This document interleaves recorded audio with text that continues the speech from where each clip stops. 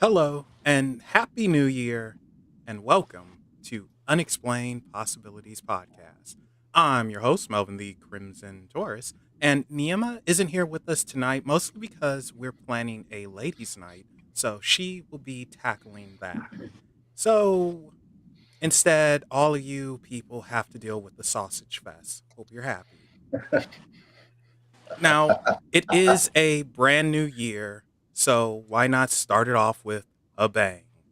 And while I understand this, I can't read my handwriting, guys. This is terrible. Wrote all of this out, and now, I mostly do this for the audio podcast. Now I have to edit this and edit that. So you guys are getting the raw stuff now. Good Lord. Anyway, That's live. I'm reserving my comment.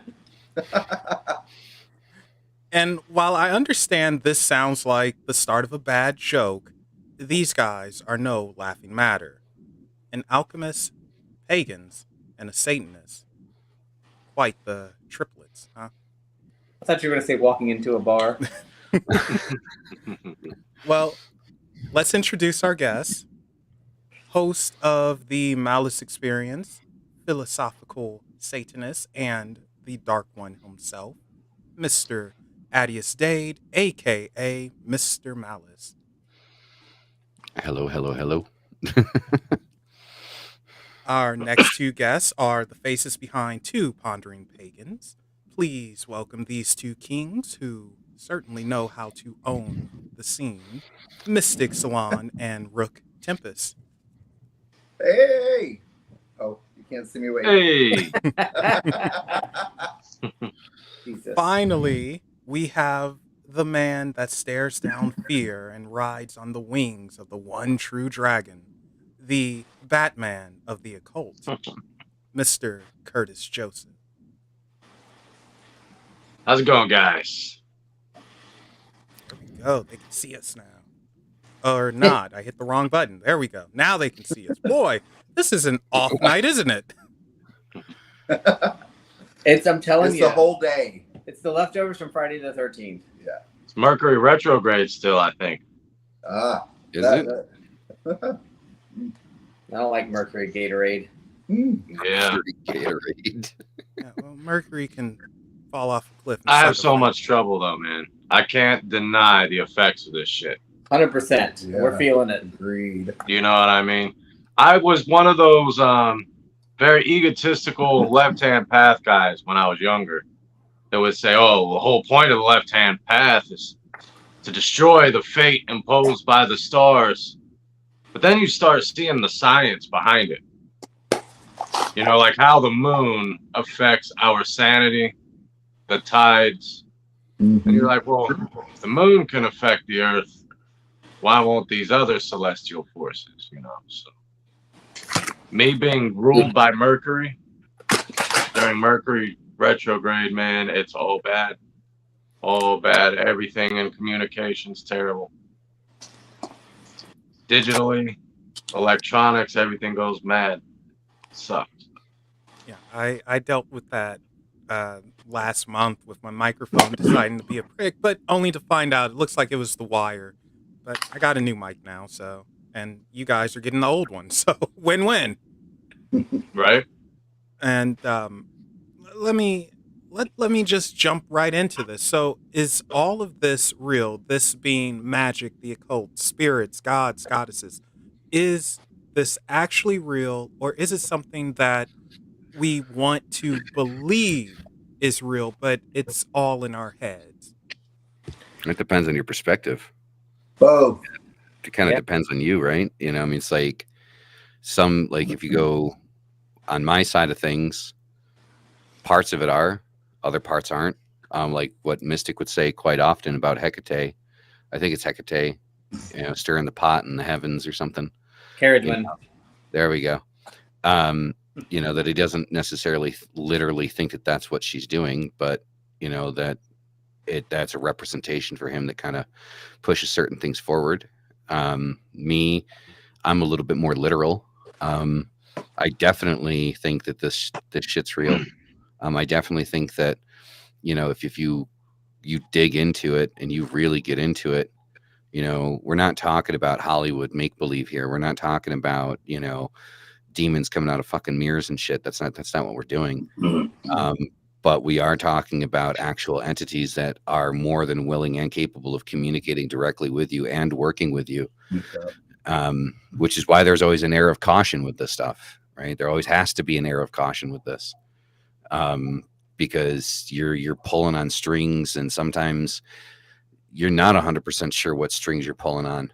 I'm reminded of a story that Rook told me. I'll leave that for him to tell, but you know, he pulled on some strings and Pull too hard. got the result he wanted, but there was a long run around dealing with it.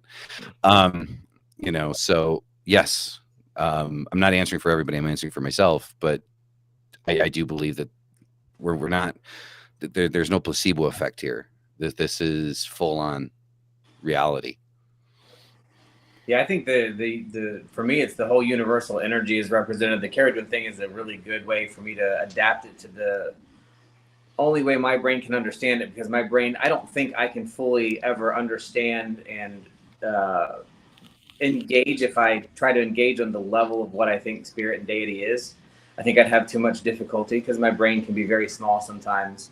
So is it real? Absolutely. But Caradwen represents a part of the universe that my brain can attune to and can accept and can work with, versus seeing her actually in the sky with her little thing, you know, those the stories that you have that go along with them, the myths, the legends, no, kidding, Right. But all the pieces that go along with what spirit, deity, demon, all of it, to me, it's all, when you say real, to me, it's real, it exists. But I don't think it exists in the way that I perceive it. I think the way I perceive it is created so that I can manage it as a human at this point, at whatever part of my thing I'm in. It's a face to it, but like for the gods and goddesses to me, but the energy and the ability to manipulate and change things is very, very, very real by drawing on those names we use. Yeah, and it helps me think about what the consorts are in different, you know, like Mercury versus what are the other, I don't know, I don't have them all in my head right now. I'm running on steam, but you know, the reason why there's so many different archetypes that are very similar across different pantheons or different you know, spirits and stuff. Well, because to me they're all the same. They all belong to the same thing. It's just I can't work with the whole thing in my head yet. I haven't got there. I'm not big enough for that. So my brain has to chunk it down into Caradwen and Hecate and all of those, because they're all to me the same. Oh, not the same, but part of the same. Well, Christianity, they really work it. I mean, they gather in big mass quantities, and they're the prime example of their magic works. I mean, you know, it's very real for them. I mean, they got it going on. They got the numbers, unfortunately. Mm-hmm. Yeah, I use the analogy myself that all angels and demons are scales upon the body of the one dragon. But that's equally true of gods and goddesses. But when, you know, specifically in regard to magic, is it real? I mean, yeah, there's the scientific origins of it, especially in regard to alchemy. And there's also the fact that, you know, like one of the exercises I do with my students is I will teach them to hunt down all of the spirits of the Goetia in nature as possibilities, so they can see them as they exist objectively. And so they learn to not so much operate on blind faith. So yeah, they are real potentials. Payment teaches art, science. He is second only to Lucifer. Lucifer represents illumination, enlightenment. Payman, just under him, represents the art and the science that was brought to man, right? These are real things in the world, and we can see how far mankind has taken it, and then utilize that power to take it even further. So it's definitely real. I think Hollywood and I think a lot of modern magicians, they over mystify things. I think there is a need to bring things back to real in a real way. I mean, yes, these things are real. They operate, they work when you tap in correctly, when you know how to change self, the external reality changes. This is basic hermetics, but man,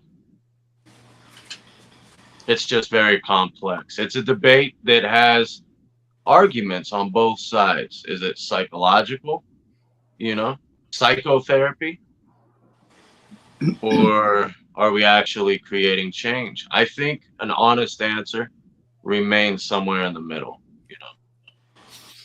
just being honest. Yeah. Well, we can also see it's real if you believe it's real, and it's not if you believe it's not. I say, how can you affect someone if they don't believe to begin with? They'll just, if something were to happen to them, they'll always find reasoning as to why it's not. In this case, we'll say magic. Oh, I was out too long. That's why I got sick, or I overate. That's why my tummy's hurting. It's not you cursing me. So I think kind of like what Malice said, or do you want to be called Malice or Atius? Whichever works for you. Mattias. Okay. So Mattias? what Mattias said earlier, it depends on the perspective and the person. I think it is a bit of both. And yeah, I mean, it depends on how you view it. I also think though that a lot of us, we want things to be real, and sometimes we fall for the smoke and mirrors, because that's something I have noticed within the occult. It is a lot of performances, we'll say. Well, I think you get that a lot with the dabblers. I think that's something that's very prevalent with people that kind of are starting to kind of dabble in it, or people that are intentionally trying to use the occult to take advantage of others, is where you get a lot of that smoke and mirror stuff happening. And I mean, we've seen it, in recent, just like the last 2-3 years with some, major YouTubers and stuff like that, and their organizations. There's a big stuff around it. A lot of people, in this chat and, in this, one person in particular, is very familiar with what I'm talking about. But I think that like when you get further down the path, it's not so much about fooling yourself into believing that if you focus hard enough, you can produce fire out of your hand, but rather your connection to everything and everyone around you, and having a deeper understanding of not just yourself, but the universe. Like that's what we're digging for, our place in the universe, right? When you break it down, you break down everyone's reasoning for being involved in the occult. That's what it comes down to, right? No, some are really assholes and they just want to hurt people. No, I agree with that. Yeah, some people are, which is, and that's just fucking true. I wish everyone wanted knowledge, illumination, enlightenment, but power. There's actually very few Power that get involved with this for that reason. Most of us want power. We find ourselves for some reason outcasted by society, and this is just my experience, my objective view. Yours might be different, but just about everybody I've seen for some reason was severely disempowered at a young age, and definitely needed to somehow take that power back. And magic was a way to do that. That's funny you say that, Kurtis, because that was something I was going to bring up. It's what I've noticed as well. People, and this isn't just exclusive to folks trying to perform ritual work or magic or anything like that, but people who have been hurt at a young age, regardless of what it is that did it, it seems like they get into the paranormal, the supernatural, maybe it is a way to heal and gain that power to maybe hurt someone back or not be in a position of weakness ever again. And power corrupts. When we finally obtain something, it can corrupt. But why is it that it seems like everyone who enters, I know it's not everyone, but just again seems like it, everyone who comes into this paranormal, supernatural, They're fucking crazy. occult, they're crazy. I mean, it's what you said already. It is power, but just when people say, that you're into the occult, you get into this because of you're seeking power, you immediately go to the negative aspect of, oh God, they want to be power of everybody, but it's not. It's for me anyway. No, it's not. Myself. It's power and control over my life. It's very appealing. That is definitely why I got in. Had a hard time coming out as a young kid. I wanted control over the things I could control, and this gave it to me. And then I learned through years that it's still about power even now, but it doesn't involve any external power. It's power over myself. It's manifesting in my life and making things work for me. But that's something that generally comes quite a bit later, because in the beginning, it's easy to get sucked into that just generalistic, like we see, I want to be powerful and own everything, and you grow through that. Well, I mean, we can't, and that's the thing. People do hear that, and it does sound negative, don't it? It does, and it's not. But it really isn't when you think about it. Like, because you have the right to be who you are in this fucking world. And when people don't allow that, man, they're not allowing you to exercise your power. When you think about it, your power is really your energy signature as it wants to exist and express itself. It's not necessarily, forcing a woman to love you or trying to curse somebody dead, though people do attempt these sorts of things. But it's just simply to be you. And I've been having a blast, creating a bunch of hero shit lately because of that symbolism. You look at the hero archetype, and it's always something tragic that turns them into something of power. Well, it's taking I find that control, interesting, right? because the hero's journey, the fool's journey, is definitely there in all of us as well. So this really brings us full circle back to the center. Is this all psychology or is it real? Again, it's like both. Yeah. Stop being wise, darn it. But yeah, I think you have a good point there, and I didn't really connect with the hero's journey, and like thinking about it now, yes, it is something there to where what tragic thing happened that put you here, or what weakness that you want to overcome, etc., etc., blah blah blah. Now, how do we stop ourselves from letting this power, this newly gained power, from going to our heads? How do you stop yourself from getting mad at someone and saying, you know what, I'm going to mess you up in ways where you can't defend yourself? How do you not cross that line, if there even is a line to cross? I mean, that again, that depends, right? That depends on the person. Like, each person's limit is different, right? Like, what I view as justifiable, like a justifiable situation to curse or hex somebody, Kurtis might not think that that's a justifiable situation, or he might have done it a lot sooner, right? And Rook and Mystic, same thing. It could be completely different, limits and lines. And then, do you want to stop yourself? Like, you're asking, how do you stop yourself? Well, the first question you ask, do you want to stop yourself? Do you actually want to stop yourself? Because if you don't, then don't. Like, you're not going to. Right? We like to. Go ahead. I was going to say, we talked about this a couple weeks ago. It's not. I don't know how to rephrase it differently. It's like, magic isn't this magical thing, and I say that sounds really stupid, but it's not some far off thing. If you're a person who wants to abuse power, you're going to abuse it, whether it's magic, whether it's life, whether it's, whatever the situation you're in, you're going to be. So to me, it's not magic, and the power doesn't necessarily go to your head. You're already there. you're using magic to get you there, and that's Uh-huh. to me that's a bad thing. That's a negative use, but it's not my life to use it. So, And I know these are like pain in the ass answers, because like you've asked like 3 things so far, and the three basic prime answer was it depends.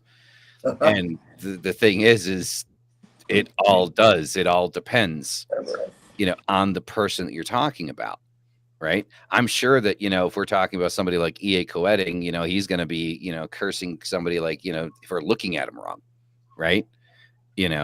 If we're talking about, Rook and, Mystic, I'm sure, we're talking about a higher tolerance, right? Of where they believe it's necessary, right? Okay, Rook's just be like, hey, it sounds like fun. Let's do it. What do I do to you? Nothing. It's just, I just wanted to. a lot higher tolerance over here for that. Me or No, you? me. Oh yeah, no, I have a lower tolerance. I think we need to understand that it has its fucking place. You know what I mean? But when you grow spiritually, you come to this realization that there's cursing to serve ego, which normally creates disharmony in your own life. It creates energy blockages, because if we do acknowledge this connectedness of us all, and a curse is not actually justified, then we will hurt ourselves. But normally, if the curse is justified, we're not serving ego, we're serving a greater good. You know what I mean?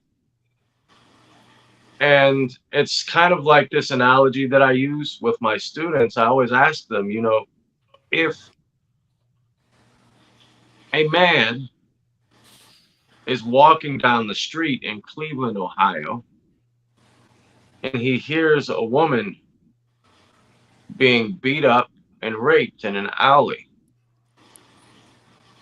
and he has the opportunity to at least call the police to help her, and refuses, who is more evil, the person committing the crime or the man that's doing nothing? So you reach this point where you're actually, I think, crossing paths with people to banefully deal with as a vehicle of divine power, I'm having whatever camera issues at the moment. model you might follow, whether that's, that's not relevant. Even if you follow a psychological model, you get it.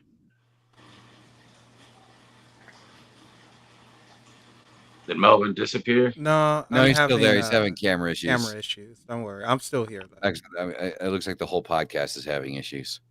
Our pictures are there. Mercury retrograde. But you keep saying that. You keep saying that. Like, see, that's one of those things that, like, I don't fall into. Like, I know. Like, I don't feed into it. I mean, I'm not. It's not. It doesn't make it any less true or real, I suppose. But like, I just don't feed into it.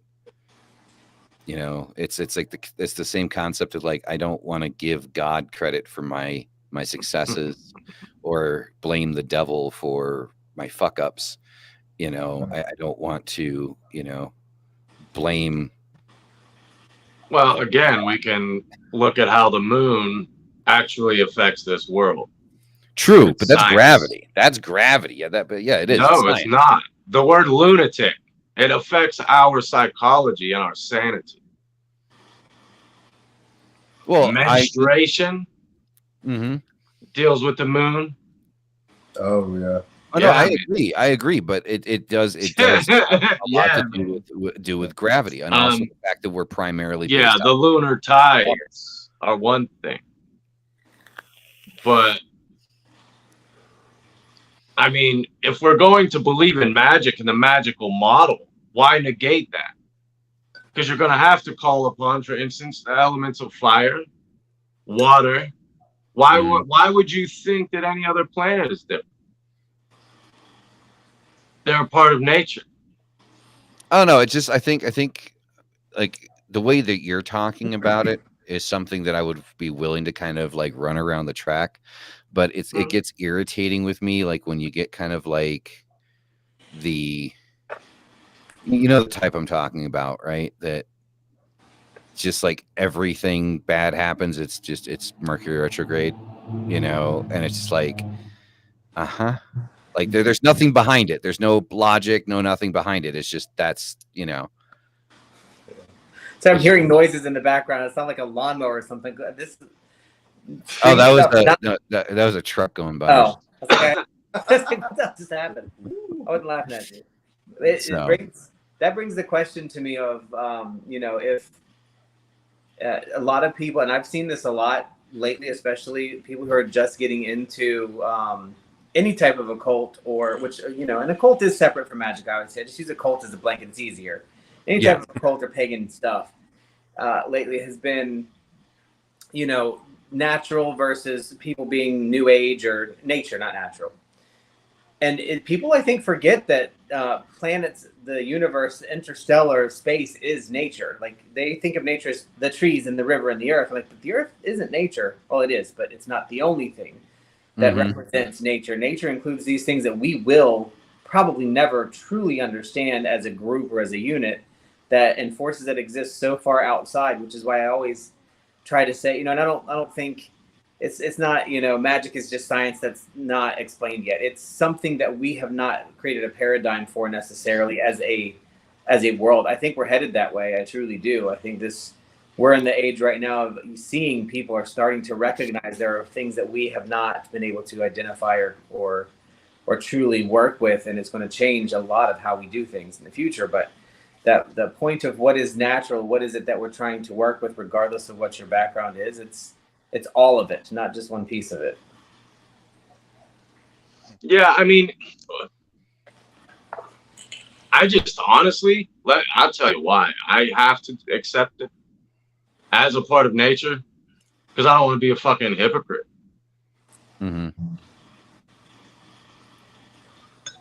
So I can't on one hand say I believe in spirits and gods and then say I don't believe in the influence of the planets, because we forget that the planets are gods. Saturn, Mars, Uranus, Pluto, these were gods. Is Pluto a planet again? And they're physical manifestations of them. They're a means for us to show people that, yeah, we can find our gods in the world. And then we can reverse engineer that into their office of influence. And we can find that in the world. So, see, I've got this thing of just like looking at things in ways that make sense, I guess. I think definitely makes sense. To answer your quick question, Malice, Pluto is still a dwarf, so it still has its demotion, unfortunately. And I'm curious about this because you've been practicing your crafts for like almost a decade, over a decade, I'm assuming, for you guys, right? Over 2 decades for me. 2 decades. Same. Yeah. So yeah, you're deep into it. You know your mess. And I'm curious, what is something that you were surprised to learn about while studying, researching, mastering your craft? And what was something that you had to admit that you were wrong about, that hurt you to be wrong about? All right, dog, you said it. Right on. Right? Why is he being mad? He's mad about it. That's a good question. Fuck yeah. Humbling. It's a humbling question. So I think, the thing that surprised me like through the years was when I started out, I wanted so bad that one pantheon that was like, that was the one thing, right? That was the one thing that was undeniably real and had the most backing, the most history, the most everything to it. And at the same time, so it answers, like, it's one thing, but it answers both of those questions. right? Because it was the most shocking thing to learn in the beginning process, and it was initially like that first thing that kind of like was like a stab in the heart kind of thing, right? Is that it doesn't exist. That one true path, that one true documented, historically accurate, pantheon doesn't exist. Because the Greek pantheon and the Norse pantheon and all of these pantheons, the Egyptian pantheon, all of them are equally relevant to each other and separate, right? And depending on what your poison of choice is, they can get you to the same place, just in a different way, right? And that was kind of like something that was shocking to me, that none of it's bullshit. None of it is. And none of them are like the first, right? The first one to do it. Is there one out there was maybe the first one to do it? Possibly. Who the fuck knows what that is, right? It's probably not even undocumented. So, yeah.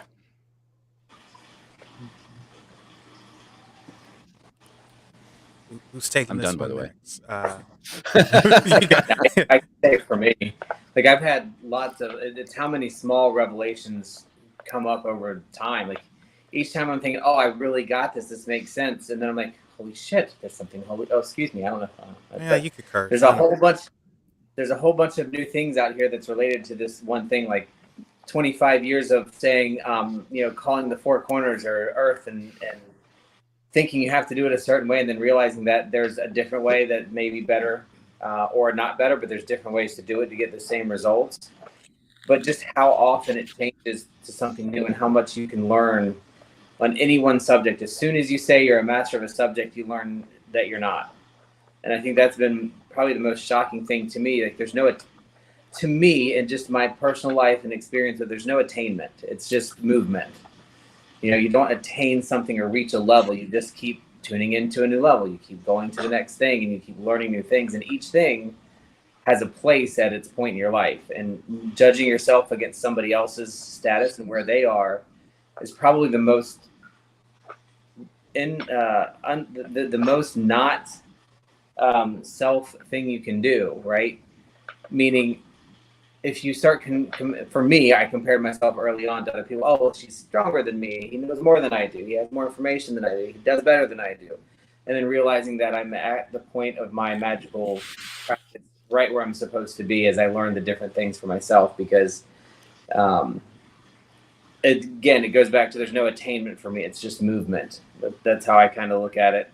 So I don't know how shocking that is, but it was just it took decades to get to the point to realize that, and it has changed my practice in the last 5 years or so. It's gotten a lot different because I don't worry about what other people know or don't know or what pantheon or practice they're in. Like Malice was saying, once you find the validity and the value, I guess I should say, in each different way to go, you learn so much about your own self. Like, I'm not a druid, but learning druid practices, which I never would have done before, are incredibly informing to what I do. Do I have to be a certified 3rd degree, 36 and 3 months person? No. It's still just as powerful for me. So getting off that track, I thought I had to go to a school. I had to do this path, kind of similar to what Mouse was saying with the Pantheon. You have to be a Wiccan. You have to be a Satanist. You have to be a left. You have to. None of that matters. It's all the same path in the end. All right, Rook, what about you? Well, so too, I'm definitely like the most inexperienced or youth of the group. I've only been in the occult or following a magical path for 5 years. Like 2018, I started, of course, with Wicca. But one hard lesson I learned 2 years ago was like really get to know something before you try to work with it. Like Malice was talking about, I thought I was going to work with the Fae, and I wrote a spell and I put out offerings and asked for what I wanted. And I did every day, every day, like, you know, until it happened. And it happened. But so many my ignorance, there were so many consequences to not doing research, not making a connection, not knowing any of the phase names, just like, you know, in general. It literally put, like, I basically lost my job and income for 2.5 months. So that was a really hard lesson. I remember talking about this. That flame is burning out too fast. There's a problem. Like, yeah. So now that's why I won't even, because I'm very interested in demons and more of the left-hand path stuff. But until one really calls to me, and until I really learn about it and really spend time, you know, I will not work with anything. So that was my first lesson. And then I guess another surprise to me is like, holy crap, you know, this is a lot of work. Like, it's fun. I know it would be work, but it's a lot of work. Like, I almost feel like there's not too many answers. It's like every answer really just leads to another question and another question. Exactly. Which is the awesome thing about it. But, you know, I was a little surprised that there's not really like hard answers fast, only more questions to clarify. That's mine. That's true. All right, take us home, Kurtis. Well, for me, man, I started to realize that these principles of good and evil, they were parts of us. That's where those principles actually originate. You know, it's our own moral compass. And so when we step into a magical path and we choose one over the other, we are not really gaining enlightenment, because when you look at some of the Eastern traditions, man, and the far more ancient traditions, you have these inherent polarities within the human biology, even the X and the Y chromosomes, you know, the sympathetic and the parasympathetic nervous system, the conscious and the subconscious mind. We have all of these examples, but another example is the Ida and the Pingala. If you guys have ever seen the images of someone meditating and the two serpents are twirling around the chakras and coming out of the shoulders, right? These are the solar and lunar currents that exist within us. So it hurt when I came to that realization that I pretty much spent the first 15 years of my occult study and research into demonology, like completely imbalanced.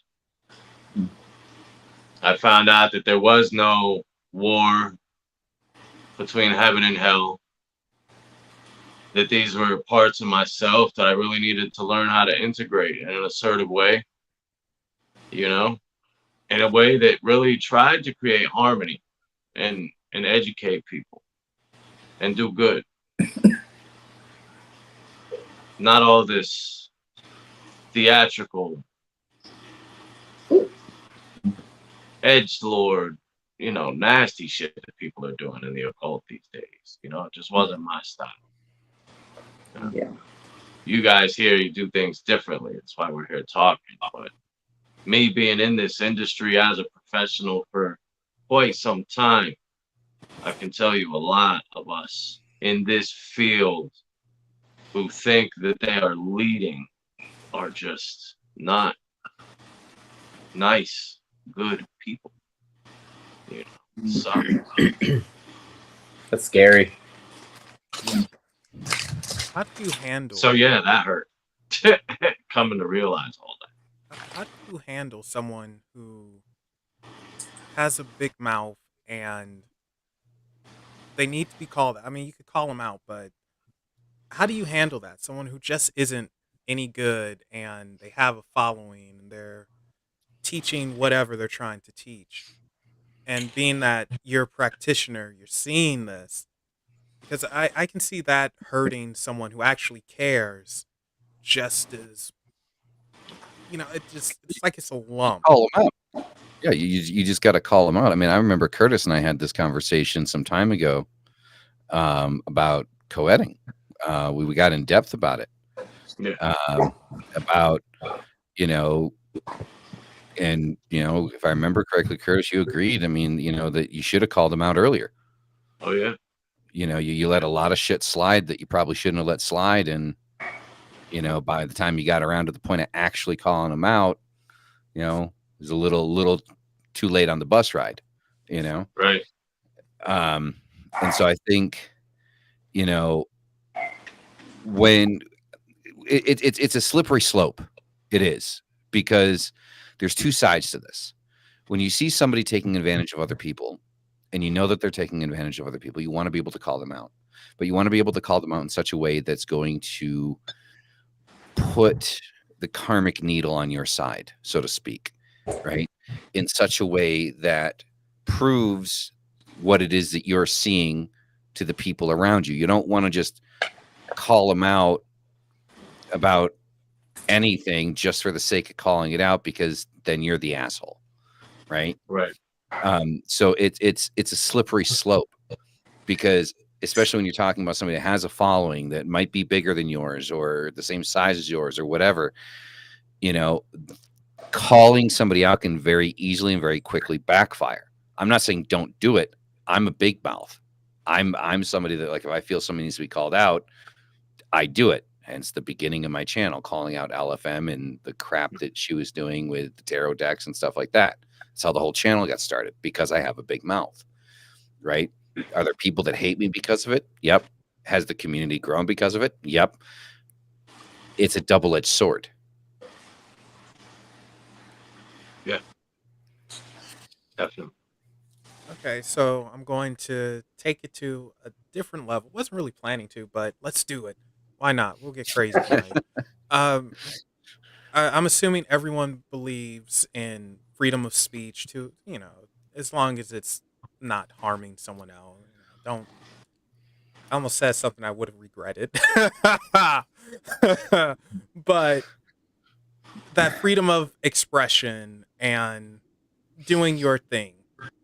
Mm-hmm. So if they're doing their thing and they don't feel that they're hurting someone, and they're on the, for lack of a better word, we'll say the righteous path, and you call them out, are you doing more harm than good to them? Because they're not seeing themselves as doing anything wrong, and yet here you are saying you're doing it wrong, but they're expressing themselves. They're sharing their teachings with the world. You may not agree with how they're doing it. I think that here's the thing. Anything that you do, whether it's Mystic, it's Kurtis, it's you, it's me, we're always going to piss somebody off. There is going to be somebody out there that is not going to like what it is that we're doing and how we're doing it, and always going to say that we're doing it wrong. The only time that I think that it is a valid point to call somebody out and take that step is if you can actually see them taking advantage and hurting other people inside of that practice. Because if that practice, I don't know, if that practice said that it's okay to own slaves, well, then we can say that that's a civil rights issue. That it's putting it pretty black and white, right? That this is wrong, right? We can't enslave people, right? You can't enslave a human being, right? So that's an extreme example for perspective purposes, right? So when you see something that somebody is doing to other people, and it's taking their money, and it's creating false promises, and it's hurting others, and then you have, let's say you have experience in that you yourself was hurt, and you saw other people in that same situation be hurt that same way, regardless of whether or not they see it, right?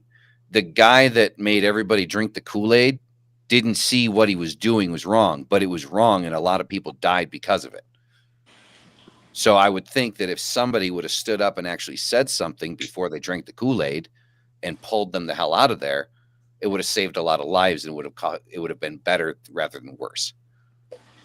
I think I think those things are going to happen regardless. For me, I think the bar is probably a little bit lower. When we talk about like the freedom of speech or the ability to say and freedom of expression, any two people that vehemently disagree in the same room have the right to have their freedom of expression either way. So just the automatic discord or, calling of somebody out in and of itself is an expression. So both individuals have the right to express them both ways, regardless of who is independently right or wrong, because the definition of independently right or wrong, we're never going to come to a consensus on in many cases. So if I want to call out LFM, then I can, because that is my freedom of expression to do so, and vice versa. And it's not just about whether or not they're taking advantage of people. It's whether or not I feel like I want to. Because if what I do, if I come out for it and I say it and it's wrong or it's judged wrong by the mass, then I'm going to reap that repercussion of that. So it's going to self-balance at some point. I mean, LFM, man, she kind of does potentially hurt people. I mean, I've seen her say some pretty off-the-wall shit. But you can engage it, whether she does or doesn't. I would say it's still appropriate to engage because you're still expressing yourself. Let's say she doesn't, right? Let's say we all know she's harmless as, I don't know, something that's harmless, not her. But if she was, we can still call her out if we disagree with her, because our goal isn't to set her straight. It is to present our case or our expression. It's to express our belief and opinion on it. And if somebody else takes that right, great. If they don't, great. But ultimately, it again will self-balance. She's always going to have followers. There are people in that instance that are like, here, abuse me. And that's all you can say. But the bar is pretty low. You know what I mean? It's from when it comes for me, the bar is low. And what I mean is in self-expression. Like, you don't have to have a righteous reason to express your dissent to somebody or call somebody out. And if you call me out something you didn't like, when I've had a couple people do that, then I may ignore it if I feel like it. I may call you out back. But you know what? It may give you credit, it may not. There's no you don't get a result from doing that. For me, if I'm calling somebody out, man, it's usually because they are genuinely hurting people. It's never really a matter of our beliefs being different. Things that they teach might not really align with what I do. That's okay. If I really believe in our freedom of speech, I also have to really believe in our freedom to believe what we want, right? This independence to be who we are. Getting back to that's important to me. So, yeah, everyone does have the right to say what they want. And everyone should have thick enough skin, in my opinion, to not be offended. Well, we know people don't have thick skin. It's okay to agree to disagree. There's nothing worse than somebody that just can't deal with someone disagreeing. People disagree with me all the time. I allow it. I encourage it. I think debate is healthy. I think this leads to some of the deeper questions that humankind needs to start asking, But yeah, if someone is hurting somebody, I'm going to fucking call them out. Yeah, I agree with Kurtis on this. I'm more on the line with Kurtis with this. Like, I'm not going to go to call somebody out just because I disagree with what they believe in. I mean, I can, because I do also agree with Mystic, because if I did just disagree with them and I just wanted to present that disagreement, I could. But the people that I've called out, and the reason I call people out is because the things that they're saying are at the very least potentially dangerous to other people. Like, because if you look at my video log, you'll see I've called out people like, John Ramirez and like LFM and people that have literally, like, in their videos directly said that we need to kill, destroy, and eradicate witches of all types from the earth, right? And that is, to me, the definition of being harmful. You are inciting physical harm to another human being because you disagree with their beliefs. But then she turns around and changes her entire platform, like most women change their underwear. Like, now she is a witch, right? Well, I don't want to go down the Melinda train, so we're going to gonna hit the brakes on that. Mystic, I know you want to do this, so go ahead and say what you have to say about agreeing to disagree real quick. No such thing. We will never agree to disagree. We'll just agree and go about our business. Disagree. Degree. We'll disagree. I got too excited. No, I think it's funny because it's there when we look at it from the frame of self-expression. It really is. You disagree on stuff. You're going to. That's different. Self-expression and calling is probably a little bit different than actively calling somebody out. Because remember, our original discussion was about self-expression and freedom of speech, right? And so when you come at it from that perspective, yeah, everybody should have their say. But sure, you can call people out when it gets to a certain level. And so not everybody's going to either. And it always begs the question in my mind is, am I a bad person when I don't call somebody out? If I don't feel comfort in that situation and the ability to do that, that's something we also have to consider. A lot of the community do not have the ability or comfort level to call somebody out. That makes them uncomfortable, and that puts them kind of in the back. So some people will speak out for them and some won't. But no, we do not agree to disagree. It doesn't exist. That reminded me of a saying that I think I got it from the Boondock Saints.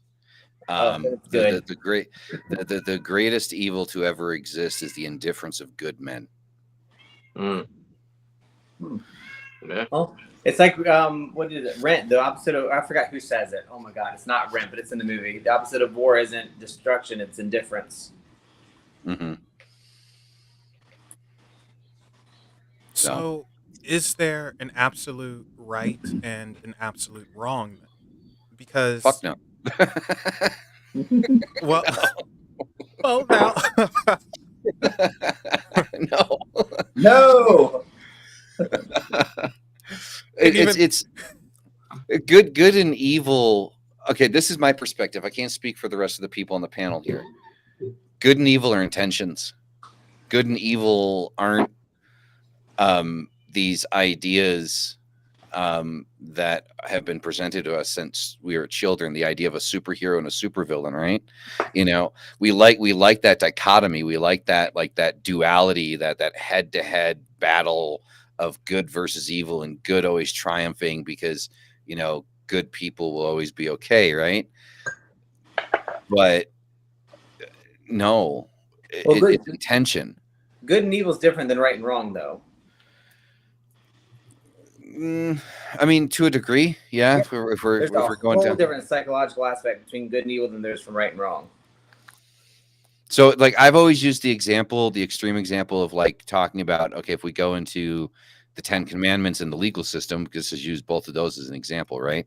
Thou shalt not kill, and we know that killing somebody is illegal, but we also know that if somebody breaks into your house and you threatens your family, and if you're in a state like Florida that has a castle law and you put a bullet in their head, that's it's self-defense, right? And you're protecting your family. So again, it's intention. Your intention was to protect, not to kill in cold blood. But if you're a serial killer and you go out and your intention is to cause harm and kill for your own pleasure, well, then that's where we draw that line. That's wrong and that's evil. But if you kill somebody that comes into your home to protect your family, then that's okay because you're just protecting yourself. At the end of the day, you still killed somebody. The intention in the situation was different. So good and evil and right and wrong can't necessarily be absolute because it's circumstantial. I can think of situations where something can be evil but right and can be good but wrong. Mm-hmm. And I think that's one of the things that gets a little confusing because right and wrong is a moral attitude about some specific point in time. It's usually to most people, it's some big, massive overhang thing that is, there's good and there's evil in the world. Like evil, I agree with you, Atius. That it really is. They're different, but it's. I don't want to say situational either because, there's lots of things, and I'm not going to use the examples that are in my head because they're probably a little bit too much for right now. But there are situations where I can say, it was wrong to do that, but you had no choice. That to me would be a difference between a good and evil, but a right and wrong decision, if that makes any sense at all. It does, 100%. Well, I'll say that I think intention determines a lot, as well as perspective determines a lot. But I'm going to throw this out there since you mentioned slavery earlier. Yes, we're going Okay. down that route. So, and feel free. It's Okay. no filters here. If you guys want to throw whatever out, throw it out. I'll just edit it later if it's too terrible. So, but all right. So, oh boy, people are going to take this the wrong way when they hear it. But so we got slavery happening. Okay, so Mhm. we consider slavery to be wrong. You're taking someone's life. You're treating them like a subhuman, etc., etc. Okay, so we all agree with that. But let's go to a different perspective. The slave owner or whomever, they see them as exactly that, subhuman, not intelligent, and I have slaves to work my fields so I can provide and feed my family. While we might consider it wrong, they see it as business and providing. So is it wrong for them to provide? Yeah. Are they doing it the wrong way? So you're saying Yes. so they're doing it from your perspective, they're doing it the wrong way. But for them, it's business. It's no. Well, and I'll tell you why. I'll tell you why. So most people are going to look at that question and be like, it's a setup, right? But no, here's the thing. No, it's a trap. setup. The trap. But so the thing is the reason why I know, regardless of the mentality at the time, because I understand that argument that, like, at the time people thought it was acceptable, it was normal to have slaves. You know, there were slaves of many different types. It wasn't just people of color. It was also, the Irish were slaves, and things like that. Okay, whatever. But even during that time, when most people had the idea that, oh, this is okay, everybody does it, there were still people that had something inside them that said, dude, this is just fucked up. This is just wrong. Something inside of them, regardless of the mass populace, said this is wrong. And that's how I know that regardless of whether or not it was acceptable at the time for the majority of the people to own slaves, it was still wrong, regardless of your reasoning. Because the conscience of the people, regardless of popular opinion, overtook and said, no, this is fucked up. This needs to stop. Mm-hmm. That's why, regardless of reason, regardless of perspective, it is, was, and always will be wrong. Mm-hmm. Rant over. Anyone else want to chime in? I agree with it from an objective standpoint from where we sit, but I think even within the situation, and not just with slavery, all things where people do what we would consider evil or wrong, there has to be something to said for their inability to grasp the concept. Are they terrible people? Absolutely. Objectively, we look at this, we know it's wrong. Sure, we have evidence to support that, as Atius said. But that doesn't change the fact that from their perspective, they were right. So which one is truly right depends on the person, because they're never going to change their mind. Does that make it mean that it's the right thing to do? No. But from their perspective, many would never come to that conclusion, even with all that information presented to them. And that is their failure for sure. And I do believe there is some inherent right and wrongness to certain things. I don't know what they are, except for me as a human being, I can only speak from my perspective and experience. And I do believe, I could be wrong, that if nobody had ever told me that slavery was wrong, that I would have come to the conclusion that slavery is wrong for treating other people a certain way. So that's, to me, what kind of drives the moral compass part of it is if you can't take yourself out of it, but if you try to as much as you can and come up with the answer, is it wrong to kill somebody? Well, yeah, I think it is wrong to kill somebody. But there's all these ifs, ands, or buts. I think I would come to that conclusion without all of the cues that we have. And I think that's what drives some of those inherent rights and wrongs. I don't know how there's a word for it, and I can't think of it right now, but it's the difference again. If utilitarianism, if there's you have to eat somebody in the boat and you're all going to die, but if you pick one party, do you pick the old person or the young person, right? The old person's getting ready to die. The young person's got their whole life ahead of them. Is their life more valuable? So you decide to eat the old lady, right, to survive on the boat that's lost at sea. Which one is right and which one is wrong? Can't tell you. I'd eat the young person. Better meat. I would say yes. More tender. It's on on the left-hand path specifically. It was influenced a lot by people like Nietzsche, and Magus Michael W. Ford specifically would bring up the fact that according to Nietzsche, good and evil were subjective. That they weren't concrete things that actually existed. That some sort of moral compass dictates to one individual what is good and what is evil. But the thing is, that is taking what this man said completely out of context. And I have to call that shit out right here and now. It's a perfect opportunity. See, Nietzsche, I know the context of that statement. And it had nothing to do with the subjectivity of good and evil. You see, it was Christians at the time that tried to accuse people that had money of being evil. And Nietzsche pretty much said, okay, fine, we'll be evil then, but we're not. That's your idea of evil. That's cool with you. Fine, but we're not.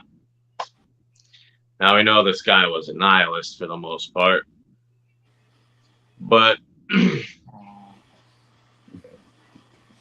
there is definitely certain things that right now we see as evil.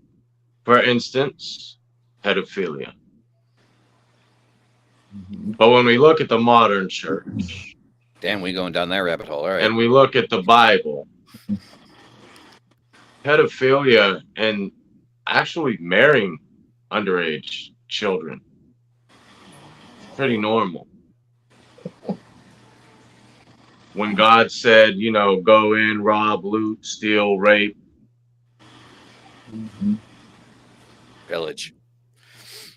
What? So that shit is wrong. I'm sorry. It doesn't take a rocket scientist to understand this, and this is supposed to be the difference between human beings and animals, the beasts of the field. And this is how we know we're so far behind in regards to our evolution. We don't understand that that's just fucking simple. We don't and shouldn't need any bearded man in the fucking sky to lay out a fucking map of what's right and wrong. Yeah. Agreed. I believe that those things really are engraved in our fucking hearts, man.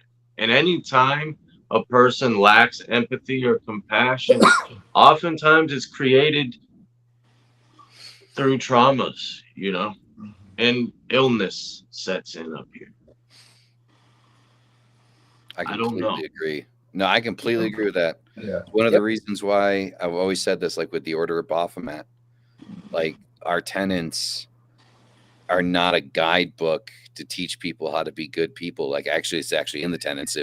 If you're coming to the Order of Baphomet to find like the direction to be a good person, you really need to kind of go out and do some soul searching and then come back, because like my tenets like in this organization has nothing to do with you needing to be a good person. Like you should not need to have your religion direct you in how to be a good, decent human being, right? Like at all.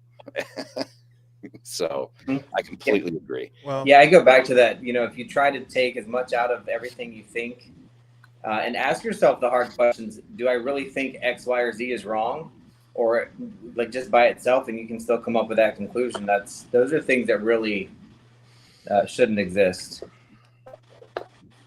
So your moral compass needs to be your own moral compass, not somebody, morality is not a guiding star in the night that you follow. It's pretty simple, I think. I think it's been embedded in all of us since the beginning of time. Humanity, the humanistic attribute is just part of people with souls or whatever you think they have to know what's it's ingrained. Like, okay, so it's biological. So, for example, I can't remember what documentary I was watching, but it was on biology and why, for example, people are more lenient with children and younger pets than like a full-grown dog. For like why you're afraid of a full-grown German Shepherd but not a German Shepherd puppy, right? And biologically speaking, there's a reason why the faces of young look the way that they look. It is to instill that empathy, that when you look at a child, when you look at a pup, you feel that empathy. You feel this inherent desire or want or charge to take care of and, raise this thing, right? It's also why like a baby's cry is like there's actually a specific pitch at which a baby cries, biologically speaking, which is intentionally designed to make you react. It is biologically designed to make you react. It is at a very specific tone and pitch to force you to want to do something. So I agree with both Kurtis and Rook here. This is something that it is ingrained in our biology. And when you have something or someone that is, for example, capable of harming a child, there's a lot more than just a fucking screw loose. Mm-hmm. Yeah. Right. So, and that goes into like when we're talking about the slavery thing, when you see another human being hurting and in pain and in bleeding, right? You feel that upon yourself. It is a biologically ingrained reaction. You can feel, at least at a psychological level, that pain being inflicted on yourself, and it should create an inherent reaction to help, to stop that pain from happening. When that reaction doesn't happen, when you don't have that reaction, there's something wrong. Yeah, man. Yeah, and it's sad to say that, and this is observable. There's something wrong with a majority of people in the world. I've observed it in reality. I've seen women at the gas station clearly been beaten and battered, bawling. Nobody tending to them. Nobody helping. Walk up to the truck to see what's going on, and you find out that the person doesn't even know why they're crying, because they got beat or because everyone in the parking lot just sat there and watched. Things like that, or me myself being a diabetic man, as a homeless kid on the street, having my blood sugar plummeting and, screaming out for help on the side of the road and just nobody caring. And I had my ways, because if it was coming down to life and death, yeah, I'll walk into a store, grab a candy bar, and walk out with it. I didn't care. Point is, people are like that. The majority of people, they don't have it in them, man. It's sad. Maybe I should not say the majority, but the number of people that are actually not great people is a lot higher than we would want to admit on the surface. And Kurtis, we wonder why we have a government in place. It's because of largely the unevolved and unrefined personalities and character of mankind, man. Flat out. You reminded me of something that happened. I might have told the story on Unexplained before. I can't remember. And uh, 2 years ago now, maybe, I was in this very room, different side of it, and heard some noise outside. And it was a car, cut another car off and everything. This guy got out, screaming, yelling, broke the window to the car he cut off, drugged this woman out. And it was a scary thing to see. I called 911. I'm thinking to myself, do I go out there and, but what if he has a gun? I'm in the ghetto. So it's like, what if he has a gun? And I put myself in a position where it's more harm than good. But I called the cops and everything. And I told them what the guy looked like, the car, where they were headed. And the cops are always just around the corner. It's a donut place over there. And like, they're literally always, not to play up stereotypes, but like for real, they're always over there. And I was really worried about this chick. And they never came. Like, this guy drug her by the hair. The other guy didn't do jack. He was just like, hey, hey. And drug her, threw her in the car, took off. And I always wonder what happened. And sometimes I feel guilty because it's like, why didn't I go freaking out there and do something? And then I try to remember, like, what could I have done? What if it just escalated things? I always think about that. But you did do something, though. So you did do something, Yeah. It makes me think of so doing something doesn't always necessarily mean being, again, like that superhero mentality, right? Being like Superman or Right. Spider-Man, jumping in to fight. It doesn't mean that. Like, it reminds me of, there's this Twitch streamer. Can't remember what his name is, but he's pretty famous for getting women out of precarious situations in Japan, right? And the way he does it is very nonchalant. Like, he's in a large crowd of a bunch of drunk people. He sees, a woman that is obviously doesn't want to be bothered, and he'll come in like super friendly, with the person, with the guy, and start talking to the guy and redirect his attention. And out of every video that I've seen that highlights this guy, the guy that was bothering the woman completely forgets he was bothering the woman and walks off to a completely different direction. So he stopped a potentially dangerous situation without being aggressive at all. Protecting and, being there doesn't necessarily always mean being that traditional idea of a knight in shining armor with the sword drawn and, ready to cut somebody's head off. Mhm. There are many different ways to handle it. Look at how that gentleman specifically also is not only helping the woman, but also helping the man. You see how much more balance Yeah. that Mhm. gentleman has than the egotistical male that would puff out his chest, push the guy, hey, what are you doing? Get your hands off of her, whatever. Mm-hmm. Think about that. How that de-escalation might have saved that dude some fucking prison time. You know what I mean? That's just it's beautiful.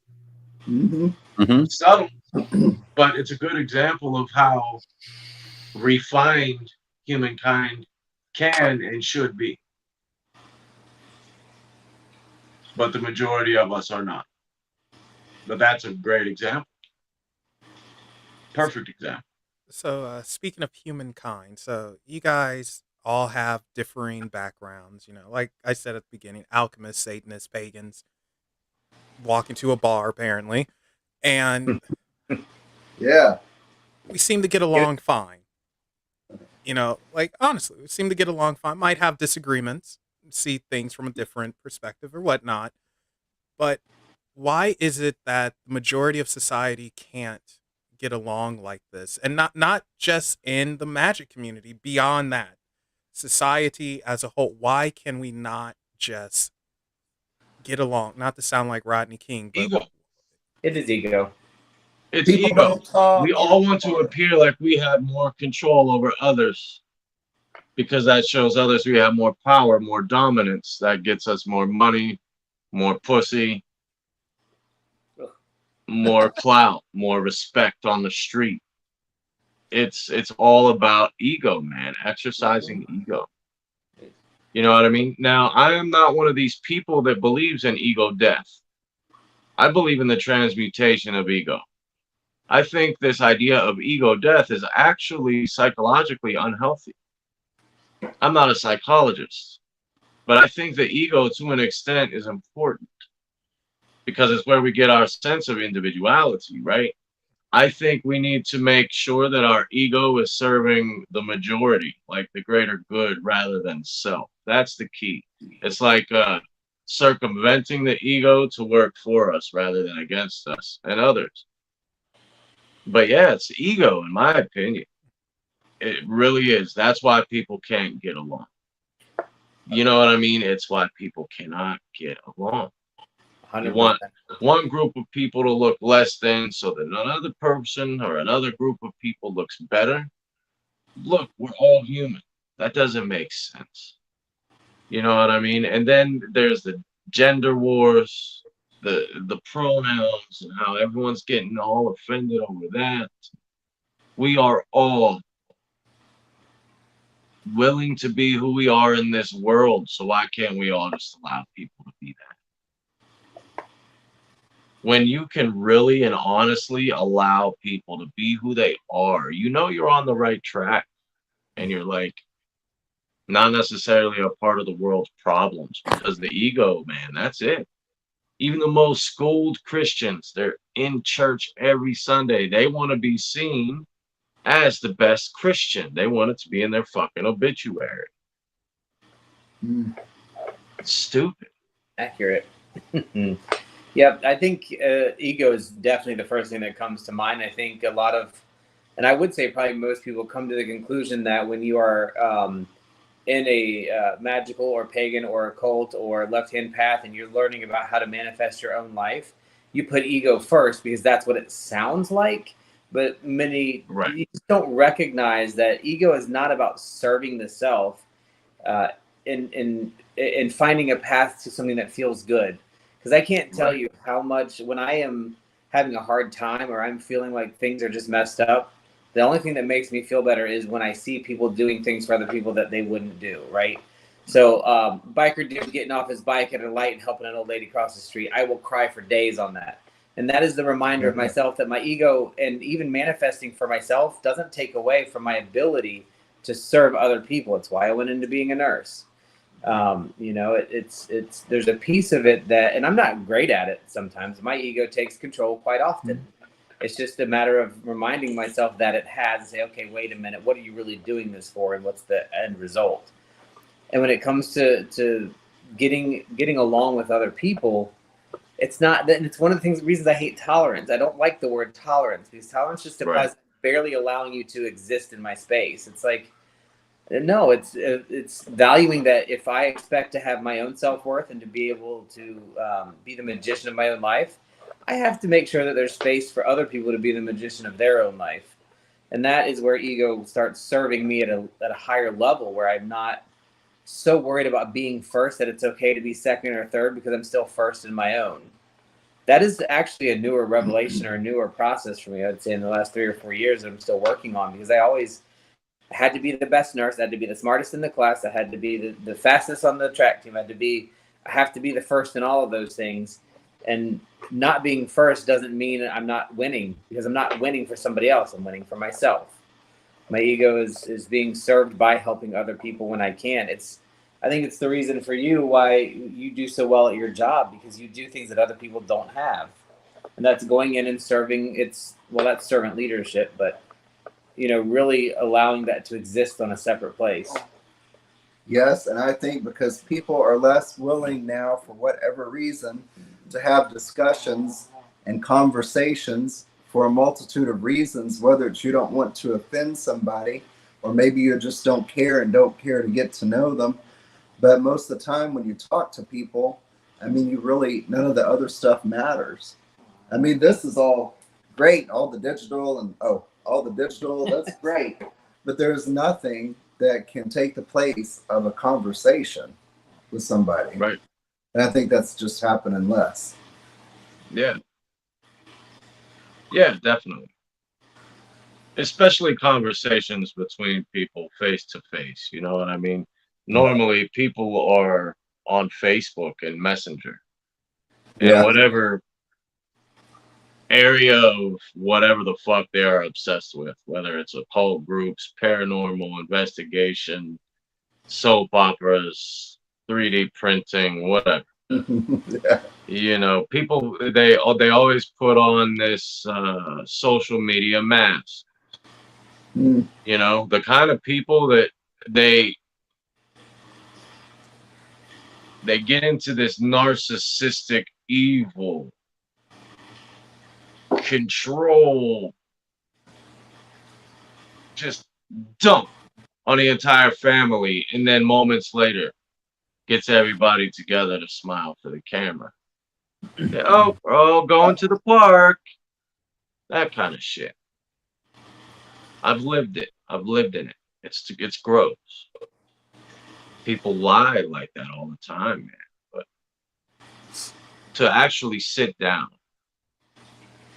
and talk about differences, learn from them instead of getting offended by them. Because that's, for me, understanding that we are connected, scales on the body of the one, so to speak. I know that our differences are a means for me to expand my own consciousness and understanding. It's not something for me to get offended by. Just because somebody doesn't believe like I do, or like what I like, or do what I do, it doesn't mean shit about them being any more or less of a man or woman. I think people have kind of lost that aspect of conversation and debate. Sorry, that was the microphone. That was the boom arm. Apologies. But I think people have kind of lost that the art of conversation, the art of debate. Like I've always said, in my opinion, when you debate somebody, it's not about winning, it's about learning. Yeah. You have that conversation and you learn from it. You learn a different perspective that's not yours. If you go into, in my personal opinion, if you go into a debate with the mentality that I'm going to win this, you've already lost, because you're not going in with the idea of listening. You're going in the idea of just talking. Right. And that's not what it's about. Well, conversation is not a debate either, right? Those are two separate things too. You go into a conversation, have a discussion about something. It's a little different, I think, than a debate, but it still rings true. So, well, yeah, I mean, I think the thing is when it comes to differencing opinions, like if you get a Satanist and a Christian together, 9 times out of 10, that conversation is going to be a debate. If you get if you get a Democrat and a Republican in the same room, that conversation is going to be a debate. It should just be a conversation. It shouldn't be a debate. It should just be a conversation. That needs to happen.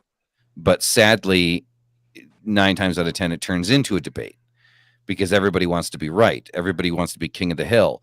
And the thing is like when you go into these situations with that idea that I want to be king of the hill, you're the king of shit, because you're not willing to listen. You're not willing to learn. Yeah. Right? People are going to learn if they want to learn from you. What you need to do actively is learn from as many people as you can and be that thing that you want to see reflected. Right? Even if somebody's not going to listen to you, listen to them. Because then at least it's to some degree, you have a moral high ground. Right? At the very least, because you listened and you took that information in, right? And you took that as part of you and grew from that, even if they didn't.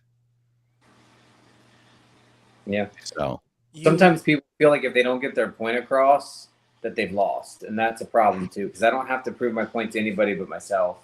Mm-hmm. So when we are in a stage like this, or when we're in a conversation like this, it's a lot easier to share disagreements because we've kind of done this a few times now, right? We kind of know how each other are going to react, so we're in a comfortable space to have those disagreements when they come up. But people are they're terrified at not being heard, so they tend to formulate their next response without listening to what's even happening. And if you have to think ahead about how you're going to respond to something while somebody else is still talking, number one, you're not listening because you can't. It just doesn't work that way. And number two, if you have to formulate that response, then maybe you need to look at how strong your argument is in the first place. Exactly. So happy you mentioned learning earlier, learning from each other, because that is one of the questions that I want to sort of work our way towards closing. And what have you guys learned from each other or myself? You could throw me in there too if you want. What have you taken or learned from one another, whether it's speaking to each other or watching someone's content, etc., etc.? Mystic, you go first on this one. I was gonna say I could probably do 100 things. I know. I'll start and just kind of can go around the room. Melvin, watching you is just how you interact so well with people and are prepared for things. It gets me thinking about things in a different manner that I don't normally do. I love how you kind of have that conversational tone about things. Even when you're just kind of in the background doing the ladies' night and all of those things, you're coordinating people together. And I've learned a little bit of how to do that a little better in my life. This one brings me out of my shell because I tend to stay inside. I don't really like to engage things outside a lot. I'm not a big engager. This is something I never would have done 5 years ago. So that's something that I've learned from there.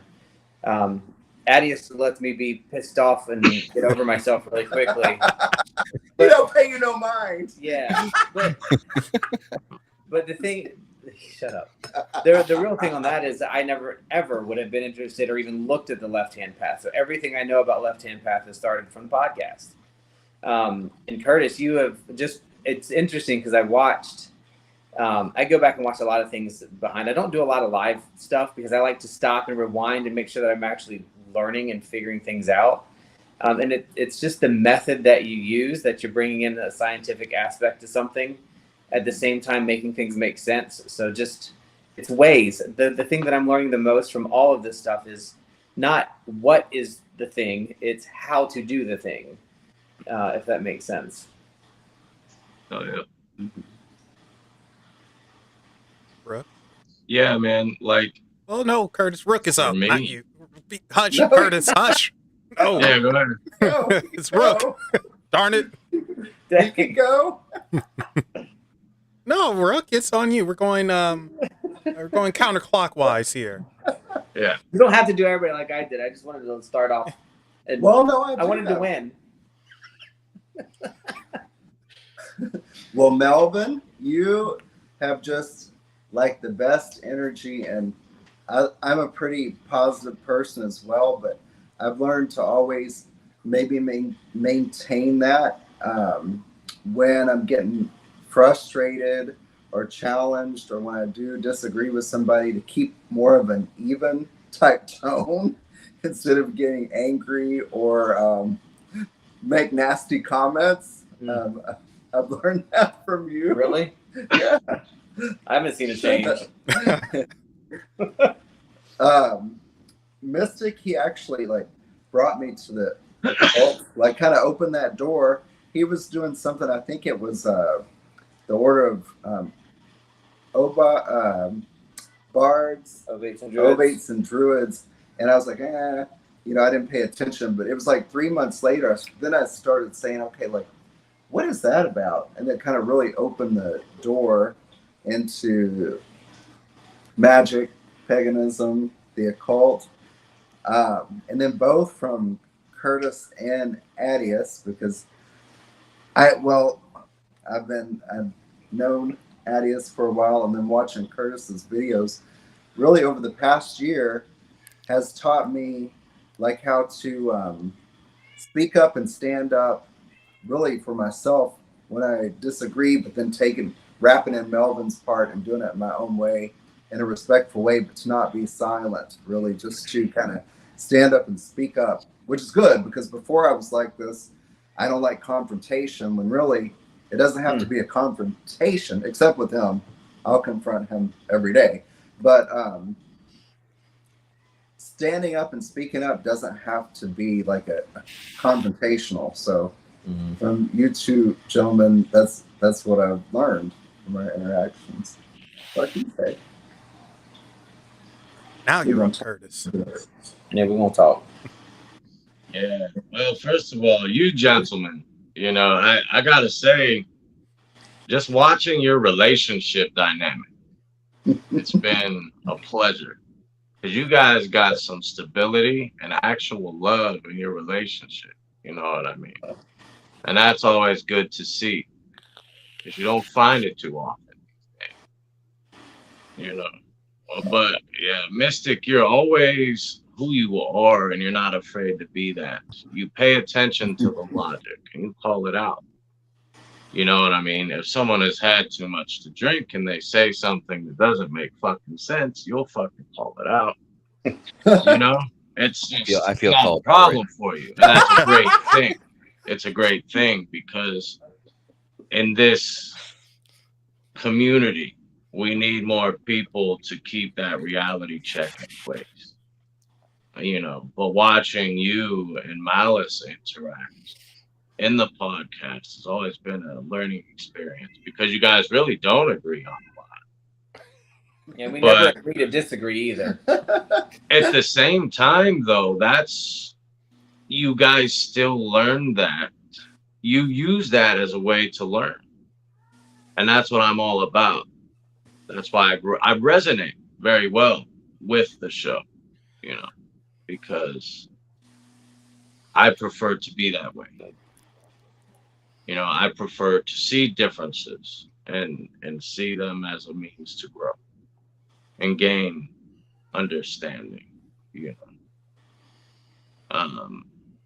Melvin, you have got this innocence about you, man, that is genuinely,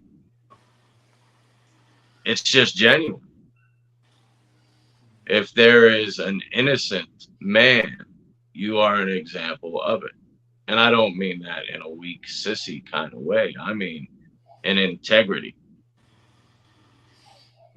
Someone who does things for the right reasons. And you are always exercising kindness in everything you do. So I learn a lot watching that. Because I get to see a lot of interactions behind the scenes. I hear what's going on a lot of times. So yeah, I learn a lot from everybody, and I try to learn as much as I can. And you guys, shit, you're just as much teachers in the world as anybody else. I have that. What Greek philosopher said that shit? I have no friends. I have no enemies. I have only teachers. Oh, I like that. That's good. I feel like I've seen I think that. it was Aristotle. Yeah, I feel like I saw that one of the books recently that we read. But Yeah. I can't So that's a good question.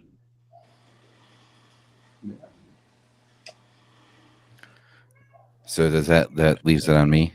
Yep. All right. So going around, I'll start with Rook. Malice, specifically you, dude. You know how to set up some educational conversation. You got a gift for that shit. I appreciate that. Just to put that out there specifically, man. You put on some good podcasts. Hey, I try, man. I try. I was kind of butthurt. I appreciate it. So I'll start with Rook. I don't know Rook that well, right? Even because he comes in rarely in the podcast. I kind of just see him as Mystic's waiter. But when it comes to Rook, to see a grown man have the shine in his eyes and the excitement of a young child when he's learning something new, like when he's into something new, like I love seeing that. Like, and I don't mean that in a negative way. Like, it's just, I think we all should be in touch with that aspect of ourselves. Right. But to see that glow, that he has, are they still with us? Did we lose them? Oh, we might have lost them. They should pop back up. There they are. Oh, there they are. There they are. They're back. They're back. All right.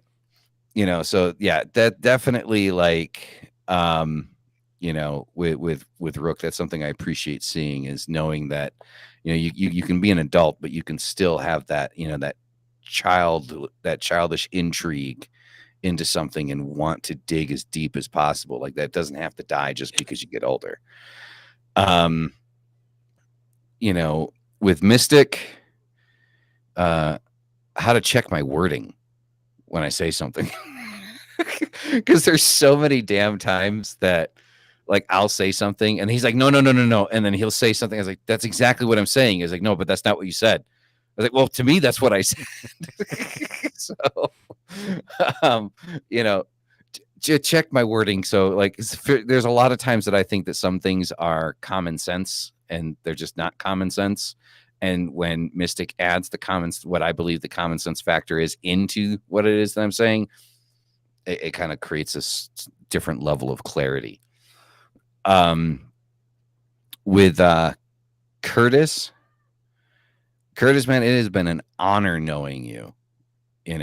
Like, the level of intelligence that you have about the occult, about the history of the occult, the left-hand path, is impressive. Isn't the word that I would use to describe it.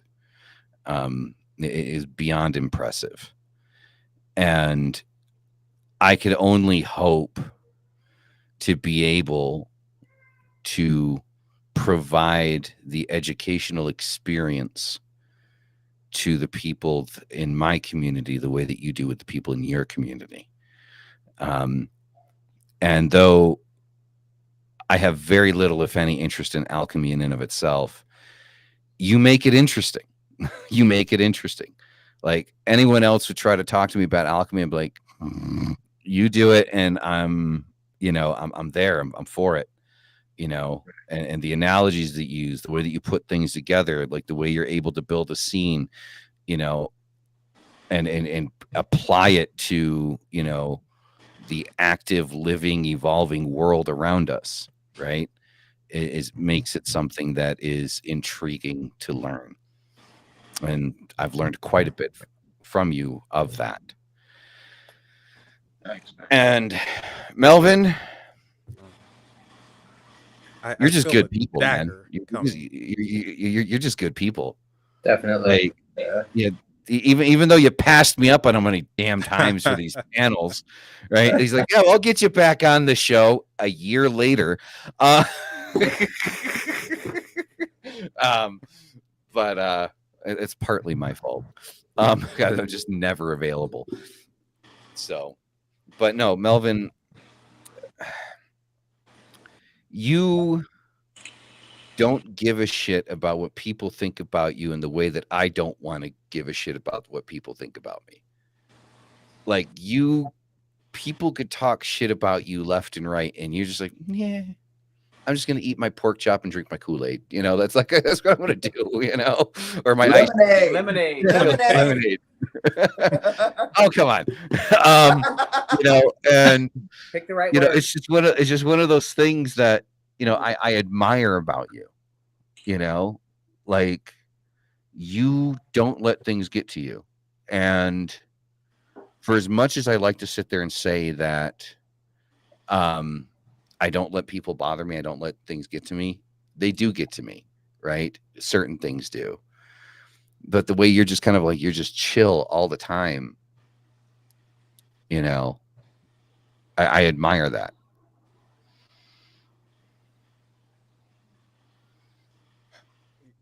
Don't make me tear up, darn it.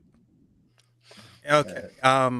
In all seriousness, from me to you guys, and this is for all of you, you've actually helped me accept and understand that it's okay to cut your own path through life. You don't have to fit in with what is considered normal. Because what is normal?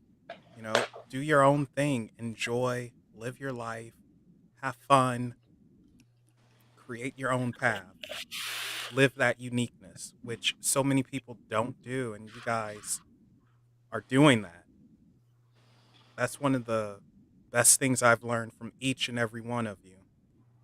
And also that everyone in the occult is crazy, but mostly walk your own Yeah, path. that's true. So we're gonna end it on something pretty lighthearted, and I'm sure each of you guys, you do ritual in some form or fashion, and I know you guys are serious about it. But after ritual work is all done, what is the go-to meal? Ooh, Popeye's chicken. Popeye's chicken. He's not kidding. It's usually it's usually like a whatever we can find, but Popeye's chicken. I know everything's for lion.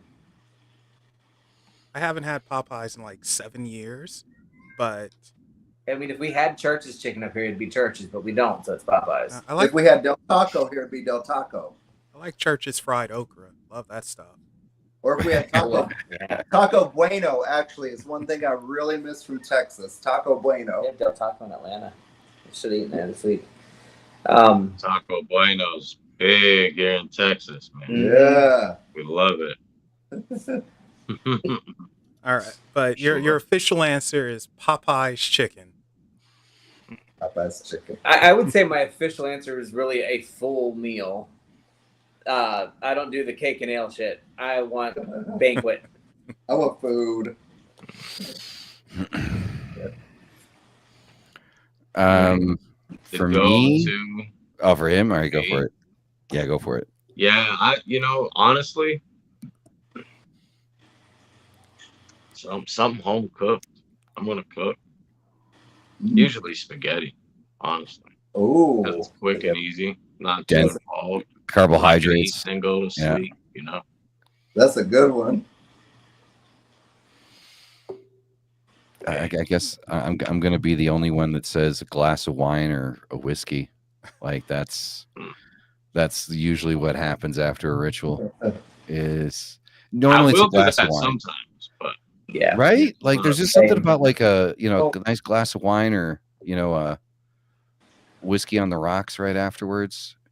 Just to kind of like mellow out even more and then just pass out. But then breakfast is like needs to be like a king's meal in the morning. I was gonna say, now that we make so much meat, that might be our new drink for a ritual. Yeah. Hell yeah. All right, thank you. Yeah, guys. I'll do it sometimes, but not often. Yeah, alcohol is just one of those habits that if I do it too much, man, I start to abuse it, man. See, if I wasn't a diabetic, I'd probably allow it. Yeah. I want to live. Y'all, if you've happened to see me laughing here for every once in a while, it's not anything y'all have said. I'm not kidding. Our dog snores louder than anything. I'm surprised nobody's heard it. Nope, hasn't come through. This is the little chihuahuas over here snorting and just. Well, she was sleeping, not now. Yeah, but thank you guys for coming on. This is where we're going to call it a night. Mystic Rook, where can folks find you? It's your favorite part. Go ahead. Oh God, I say everybody else's, but what is yours? Two Pondering Pagans on YouTube. I have my personal YouTube. I'm not on it very much. And then we have the Two Pondering Pagans on Facebook. We have Two Pondering Pagans or at Nurse Guy Bry, which is my old handle on Twitter. Two Pondering Pagans on Tumblr. I think that's Mystic Salann on Twitch. Rook Tempest on Facebook, Rook_Tempest on Instagram. Notice how all of mine is about both of us and his is about him. Next. Kurtis, where can people find you? Yeah, man. Hit me up on Facebook, Kurtis Joseph, Ordo Dracontia. That's another account you can find me on. I'm usually more active there these days. You can hit me up on YouTube, Kurtis Joseph. I can be found right here on YouTube. KurtisJoseph.com is where you can find me for any consultations, ritual services, statuary, sigils, talismans, things of that nature. And Yeah. Fridays. Fridays we usually go live. But unfortunately, I think me and Malice go live at the same time, so I'm gonna have to we do. shift that around. I had I people have to. complain to me about that too. Yeah, so we might have to that's my live reevaluate. day. Hope to see you guys. All right. And Mattias, go. Mattias. All right. So obviously here on YouTube, Mr. Malice is the channel. Also got another one dedicated towards just kind of like geared towards gaming and tech and stuff like that and artwork, and that would be Atius Dade. The website hailthyself.org, right? Full on, right? It's working, it's up, it's running. Again, that's hailthyself.org. Actually, Kurtis is one of our path specialists, so is Mystic. He's also one of our path specialists on the site. So if you're looking for a service, you can connect with them on that on Hail Thyself. For anything that you might need or any kind of like educational aspect of things you might need. It's pretty much Atius Dade on everything else, right? So IG, Twitter, Facebook, it's just Atius Dade. So yeah, whatever you guys need, don't be shy, shoot a message. You can also join the Discord. That's, Demon's Den. So yeah, hail thyself. And all those links for everyone can be found in the description below. And while at it, be sure to check out Unexplained Possibilities on Facebook, Twitter, Reddit, and Instagram. So with that said, remember guys, there are things that go bump in the night. Go ahead and tell them hi. Bye everybody.